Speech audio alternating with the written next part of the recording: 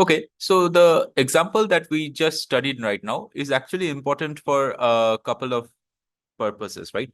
One is to actually make us appreciate these formulas that we just studied between the real interest rate, nominal interest rate, and the inflation rate a bit better. And the second thing we'll see that it will actually help us to serve as an input in terms of thinking about what are the different ways of doing NPV calculation when you have got these different interest rates that are out there, right? So let's take a look at the first point first. So remember, the example had that the inflation rate was 100% per year and that you have a bond that promises a nominal interest rate of 700%. What's the real rate of return, right? Now, we did the analysis in a particular way, kind of like just to make it more clear, starting from first principles. But the other way in which you could have actually solved the problem is that you could have actually gone back and applied the two formulas that we had seen, right? So remember, that the two formulas that we had seen had these two kind of like things, right? One was the exact relationship, which was 1 plus RT, which is where RT is the real interest rate. That's equal to 1 plus IT, where IT is the nominal interest rate, divided by 1 plus pi ET plus 1, where we have got pi ET plus 1 is the inflation rate that is expected to prevail, right? Here we know what's the exact inflation rate that was prevailing. So therefore, the expected inflation rate and the actual inflation rate was the same, right? And we actually saw another second relationship, which said that you can approximate this relationship if the interest rates and the expected inflation rate are small enough by the following, that the real interest rate is approximately equal to the nominal interest rate minus the expected inflation rate, right? So let's actually compare the answer that we got in terms of the analysis with what these two formulas would have given us as answer, right? Recall that the answer that we calculated had that the real interest rate was 300%, right? So let's see what we would have got instead of doing this calculation if we had actually kind of like just applied this formula, right? So let's look at the approximation first. So the approximation says that the real interest rate is approximately equal to the nominal interest rate minus the inflation rate, right? So the nominal interest rate here was 700% and the inflation rate was 100%. So this is saying that your answer should have been 600%, right? Which seems very different from the 300% we got. In fact, it's double that, right? So did we make a mistake somewhere in terms of calculations? How come we are getting two different answers using two different methods, right? Well, before we actually start thinking that we made a mistake somewhere, let's actually apply this other formula which we had, which is the precise relationship between the real interest rate and the nominal interest rate and the expected inflation, and to see what this formula gives us as an answer, right? So remember, IT is 700%, so IT is equal to 7, and inflation rate is 100%, so that's equal to 1, right? So if you now plug in IT equal to 7 here, so the numerator becomes 8, and if we plug in the inflation rate is equal to 1, which corresponds to 100%, then this becomes, the denominator becomes 2. So you have got 8 divided by 2 is equal to 4, right? So 1 plus RT is equal to 4. So therefore, RT is equal to 3 or 300%, right? Which actually tallies with the number that we got here, remember? So what's going on? Well, remember that we said that this approximation that we had, that actually works well only if you have got that the interest rates and the expected inflation rate are small enough, right?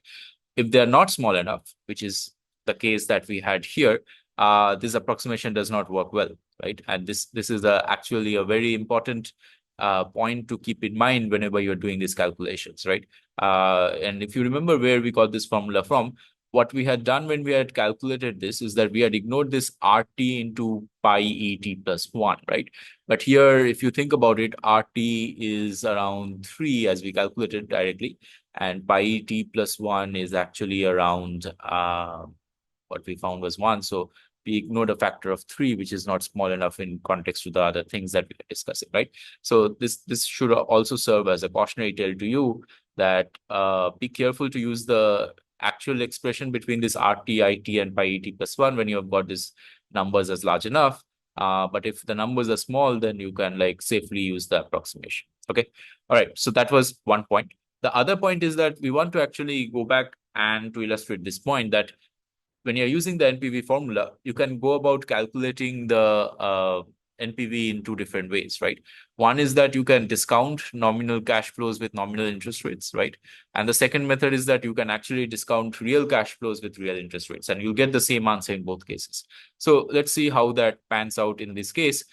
So we want to look at another example within the same economy that we were just discussing before, and answer this question: what's the value of a project that gives 12 baskets of good next year?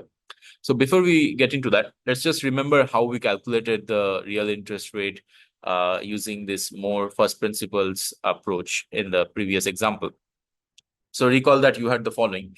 You were given information that the inflation rate was 100% per year, and you were given information that you have a bond that is promising a nominal interest rate of 700%, right? So we started out by saying that imagine that initially 1 rupee was buying one basket of good on day, right? And an inflation rate of 100% meant that prices doubled to that in order to buy one basket of good, you would actually require 2 rupees in the future, right? So that is the significance of the 100% inflation rate. So these 3 bullet points that you are seeing. The next, what we discussed was that we discussed the significance of this 700% nominal interest rate.